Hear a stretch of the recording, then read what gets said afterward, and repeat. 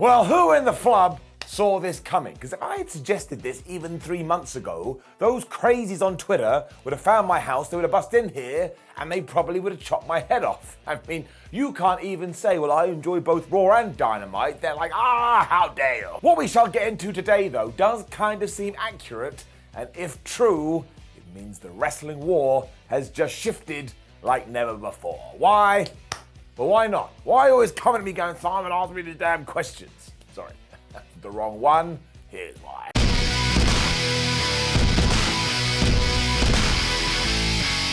Here is the deal, though. There was a time when it was all, everybody wants to leave WWE and they want to go to AEW. Now, whether that was true or whether it was a bunch of poppycock, it kind of didn't matter because perception is reality, especially on social media, so this became the line of the day. If the latest Wrestling Observer newsletter is anything to go by, horse noise, Uncle Dave Meltzer said that yes, Triple H did contact a lot of people who are now at All Elite Wrestling that used to work for WWE and said, would you like to come back to my house instead? And those AEW talents actually tried to figure out if they could. Oodalally. Now, we do have some evidence with this when it comes to Malachi Black. Now, I don't want to get into it too much, because it certainly sounds like a huge part of this was to do with his mental health, and as we have got here, if you are feeling a little bit down, if you are feeling a little bit sad, if you just feel like something isn't right, remember it shows strength to reach out and ask for help. That is not a weakness, and 100% of the time, there will always be at least one person who will listen to you get you back on track. Tied in with that, though, was the little nugget that maybe, just maybe, one of the things he did want to do long term was to return to WWE. So he asked for his release, and do not forget, he only signed in July 2021, apparently had a 5-year deal, and now technically, he is a free agent. That doesn't make your eyebrow go up, nothing will. It's fair to say that he was focused on at first before getting lost in the shuffle, which does happen in AEW. And if we go back to NXT, we know that Paul Levesque loved him because he was treated like a big deal, which brings us to the fact that this could be a Cody situation. Because if Malachi Black does become Aleister Black, and all of a sudden he's top tier level on Raw and SmackDown, other people that we've already mentioned may start going, well, I can't even get on Rampage. Maybe I should do this. What it has done, though, is it's planted a seed in some people's brains where they're now going, hi, maybe the reason some of these individuals do want to go back is because they're in a relationship with someone that's already in the WWE. For example, Malachi Black, married to Zelina Vega, and as far as we know, Buddy Matthews is dating Rhea Ripley. And don't worry, we're going to be talking about Andrade later. The fire continued to rage in different ways too, where Bobby Fish was concerned, because after he couldn't come to terms with a new deal with Tony Khan, he went out on the indie scene and now I think he's signed to Impact. But then there was more murmurings that Mr. Fish had gone to his human friends Adam Cole and Kyle O'Reilly and was like, look, we can all go back to WWE and be this amazing group. And then not only did Cole and O'Reilly say no, they went and told Tony Khan. Apparently. There's also been some wink wink nudge nudge that Swerve Strickland was also part of this group. And then we get into the best of the rest, namely Miro. Now, Miro has actually come out and said, I do not want to go back to WWE. But when you look at his AEW tenure so far, apart from that trios match he had it All Out, we have barely seen him. Now, I know he's been injured and awesomely, he's also doing outside project, but you have to imagine he wants to be used more than this. I mean, as a Miro fan and somebody who thinks he should be the AEW World Champion, it's leaving me miffed. So I just think when that disappointment sets in, you probably are going to get your binoculars and look across the pond. And if you see the likes of Johnny Gargano getting a push on Monday nights, which never would have happened under Vince McMahon, of course you're going to be a little bit curious because you're just a human being at the end of the day. There's also professional wrestling, you never say never. I mean, Cody was never going to go back to the WWE, but look what happened there. And do not forget, if Vince was still pulling the strings, Gargano probably would have had his main run on the main roster, but he would have been managing, I don't know, Dolph Ziggler, you know it would have happened. It also even extends to somebody like William Regal. Now that dude is so loyal and just such a respectable gentleman that I don't think he would do anything.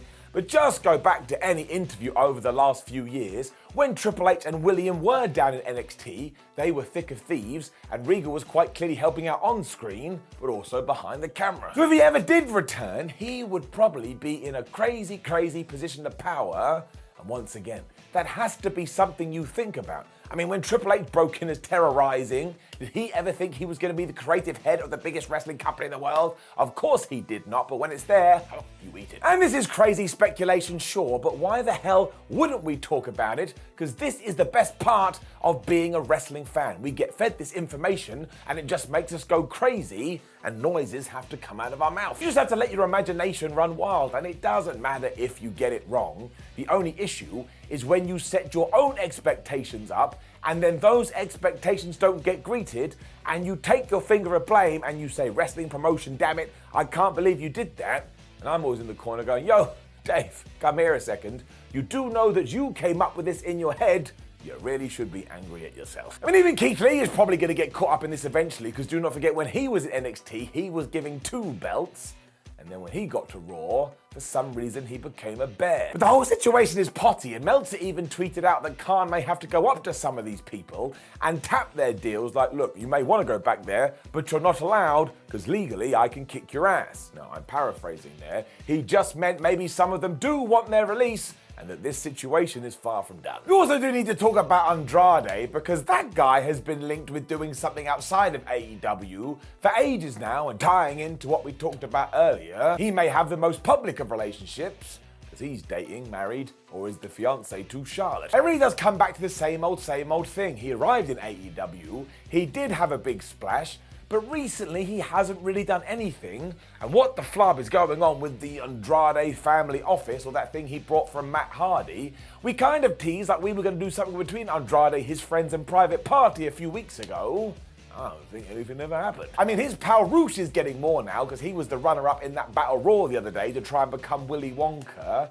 So you have to remember, at the end of the day, these are just individuals doing a job. And while it's one of the greatest jobs in the world, if you think you're worth more and you're not getting it, and somewhere someone else is saying, hey, come in my window and I'll give you a damn cat and 2 dogs, well, you're going to consider it.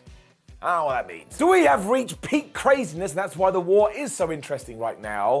But you know who benefits the most? The wrestlers, because they can play one off the other, which they should do, and make loads of money. But it also benefits us, the fans. Because put your hand up right now if you're just having a whale of the time, you're enjoying yourself and you're having fun. Because whether you're watching Rampage, Dynamite, Raw, SmackDown, whatever the hell it may be, you're like, oh my gosh, this is getting better. But also outside of that, we're just getting all these news every single day. And I, for one, say keep it coming. I am having a ball. That is the point, don't forget. It's meant to make you feel warm and fuzzy in your tum-tum.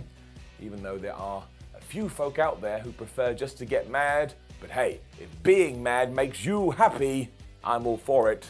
Just stop insulting other people. Now, please do leave a comment below and let me know what you think about all of this. Like the video, share the video, and subscribe. Head over to whatculture.com where you can read yourself some articles. Make sure you come follow us on social media. We have a lot of videos, and we'll have more in the future. So again, subscribe and never miss one. My name is Simon What Culture. Thank you very much for joining me as always. See you soon.